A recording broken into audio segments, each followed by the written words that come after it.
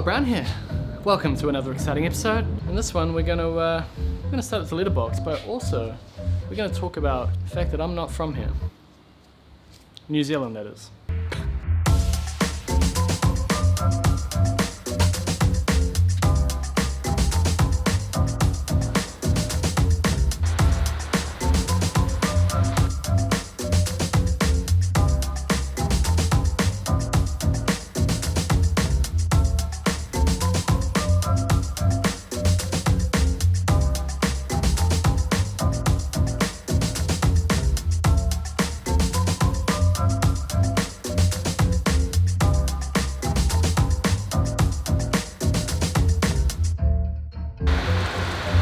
Oh, this weather's getting worse, it seems. So these are the parts that divide the different letterboxes from one another. I'm just going to cut angles on them. I hope you can hear me with all this rain. If you have been watching this channel for a while now, you'll know that I lived and worked in Scotland. Now, I didn't choose Scotland randomly. This is so fitting that we're talking about Scotland with weather like this. I didn't choose Scotland randomly. Obviously, Kiwi travellers, we tend to go to English-speaking countries. Now, the reason I chose to do my experience in Edinburgh is because that's where my parents grew up. I was born over the bridge in Dunfermline, where they happened to be living at the time. My grandparents live up in the Highlands. My aunties and uncles live in Edinburgh, cousins. And I was 18 months old when my dad, who's also a builder, decided that building in New Zealand might be better. So my father, my mother and myself moved all the way over to here in New Zealand, and that's where I was brought up.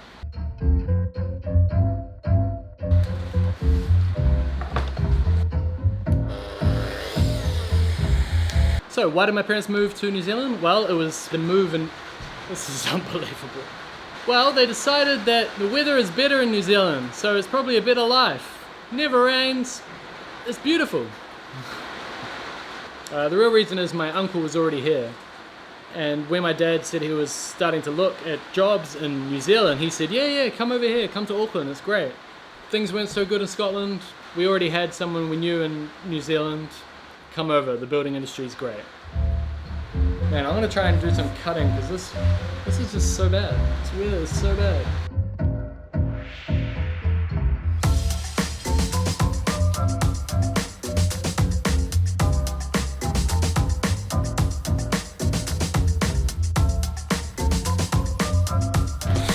Alright, these boards here, the top, the bottom and the back. So just got to trim these ones to length and then we're good to go. The rain doesn't seem to be slowing down. So it's 1987, I'm 18 months old, so I don't really have an opinion on whether we should move or not. Away we go. Block your ears. Away we go to New Zealand, and actually, there's a funny story about the day my dad arrives to New Zealand. So it's right before Christmas, 1987, and my parents arrive at the airport. My dad gets a call from the guy that he's going to do work for. And basically he's like, oh, you're here in New Zealand, brilliant. Mate, come and have a look at the site today. You know, he's just done a 24-hour flight, so he's smashed. He's like, today, you sure? And he's like, yeah, it won't be long, 5 minutes, 10 minutes. So, he throws on whatever clothes he can find. He's pale as anything, he's been living in Scotland. Grabs a singlet, grabs some shorts. He's halfway over to the building site and he looks at his clothes and he's got a white singlet on and he's white all over. And then he's got his jet black hair that he has, kind of like my hair. Gets to the building site, jumping out of this thing, looking Scottish as anything. And this Māori dude just comes up to him and is like, bro, you look like a bottle of milk.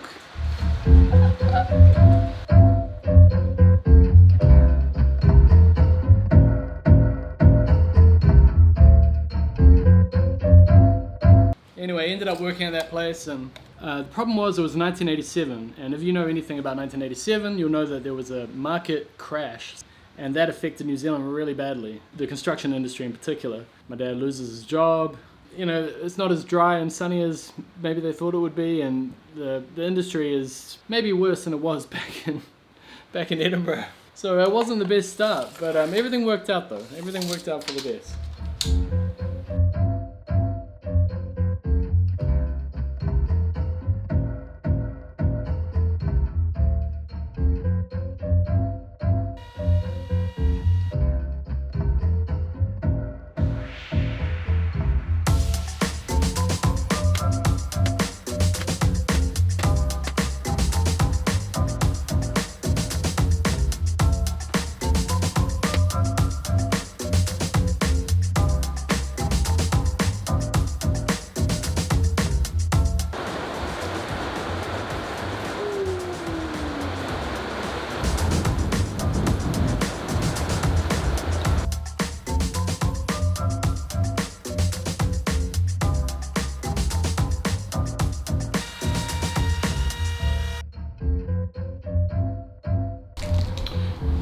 Check it out.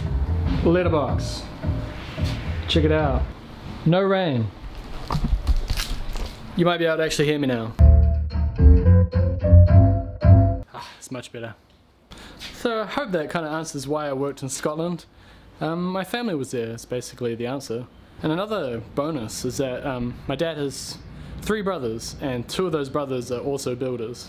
And they're working in Edinburgh, so I was able to work with them and learn the way they do things and tell them about the way we do things. My uncle Sandy couldn't get over the fact that we put timber posts in the ground. He'd just be like, no, no, no.